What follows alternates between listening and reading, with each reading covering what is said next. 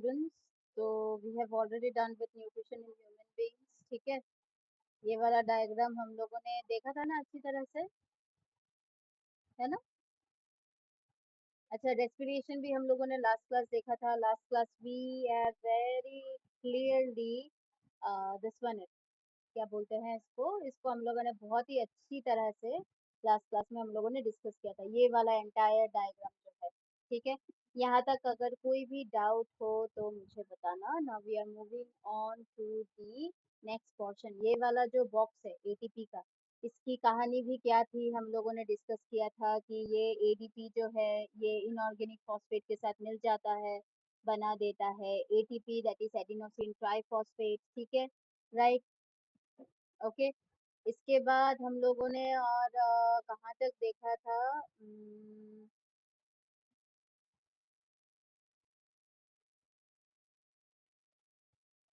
अच्छा, since aerobic respiration pathway depends on oxygen, this one ensures that it can also undergo self-sufficient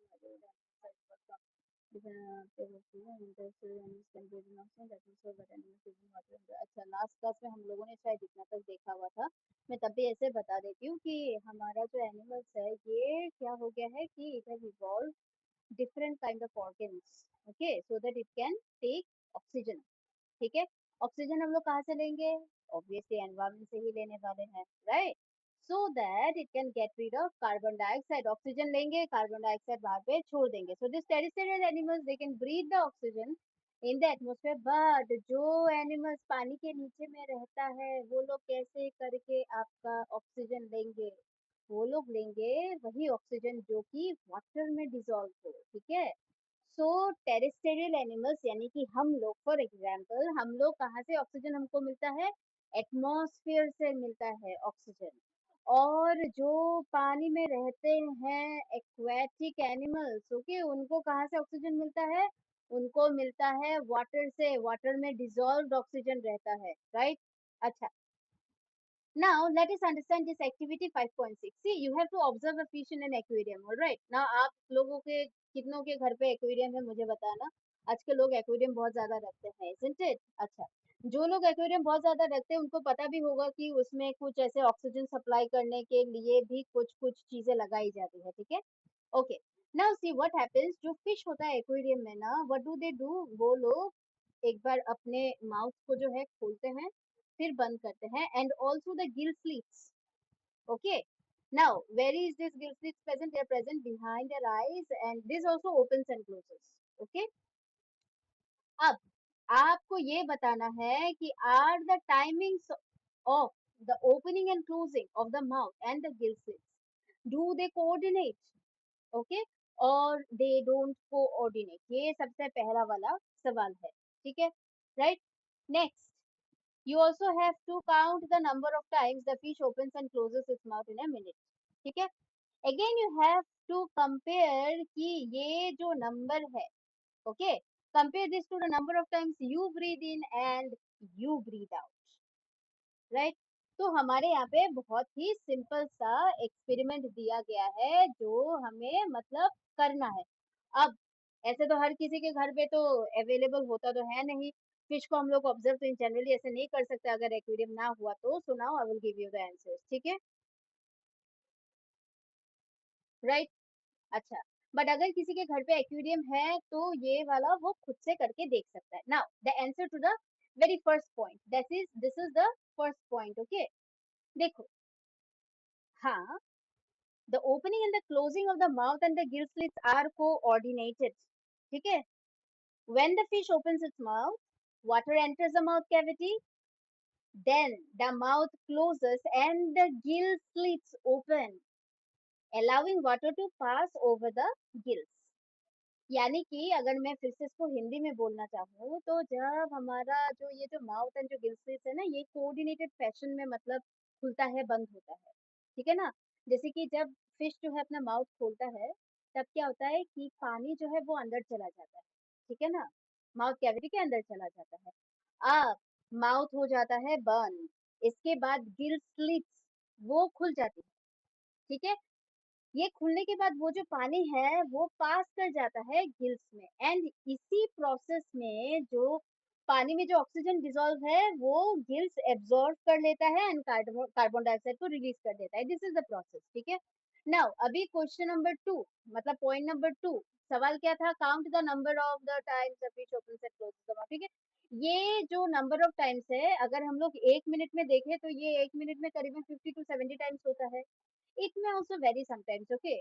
अगर हम लोग point number 3 का जो अगर सवाल का आंसर दे, अगर हम इंसानों के साथ अगर इसका कंपैरिजन हो तो we approximately we like do this breathing in and breathing out for 15 to 18 times per minute, all right। तो डेफिनेटली फिशेस जो होते हैं वो ज्यादा फास्ट तरीके से पानी को क्या करते हैं, अंदर में लेते हैं, ताकि मतलब ऑक्सीजन वो लोग ले सके। Are you getting my point? अब ऐसा क्यों है? क्योंकि ऑक्सीजन जो पानी में है वो बहुत लोअर होता है than the oxygen that is present in the atmosphere. मैंने अपने आप को बहुत क्लियर कर लिया है इन 3 पॉइंट्स में। अगर यहाँ से कोई भी डाउट हो रहा है तो लेट मी नो, ठीक है। I have answered this 3 points very clearly, ठीक है। अच्छा, now since the amount of dissolved oxygen is fairly low compared to the amount of oxygen in the air, the rate of breathing in, ये वाला मैंने already बताया हुआ है, ठीक है ना। टेरेस्ट्रियल ऑर्गेनिज्म जो होता है वो ऑक्सीजन यूज करता है एटमॉस्फेयर का रेस्पिरेशन, ये भी मैंने बोला हुआ है, ठीक है। हमारे बॉडी में होता है बहुत सारे अलग अलग ऑर्गन्स रेस्पिरेशन के लिए, राइट।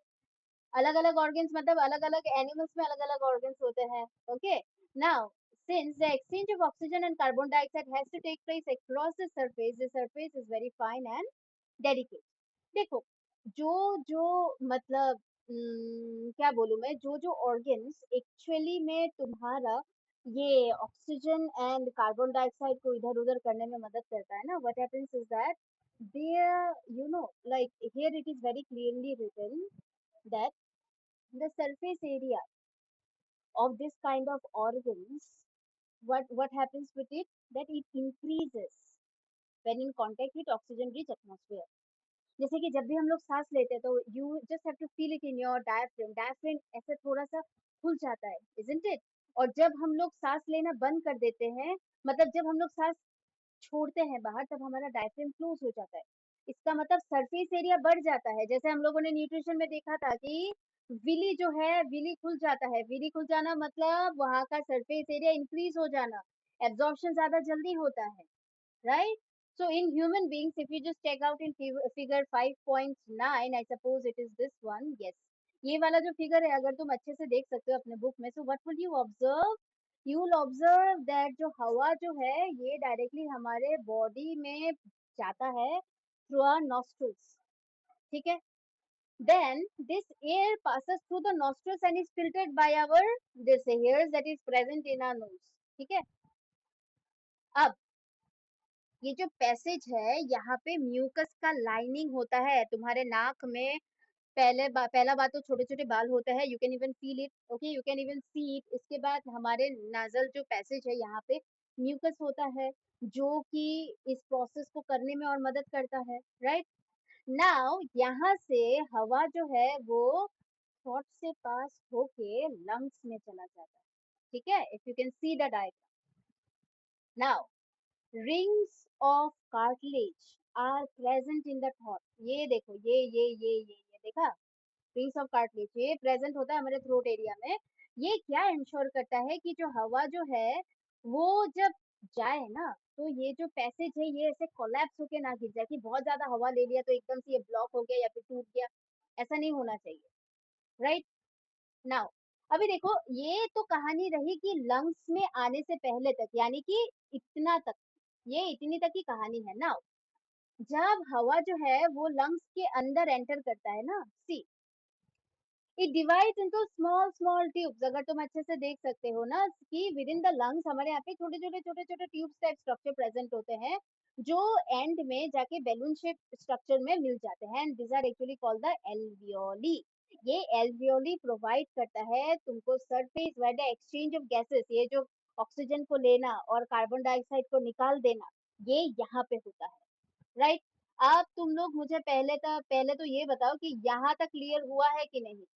एल्वियोली तक हम लोगों ने जो भी डिस्कस किया है ये क्लियर हुआ है कि नहीं? ठीक है।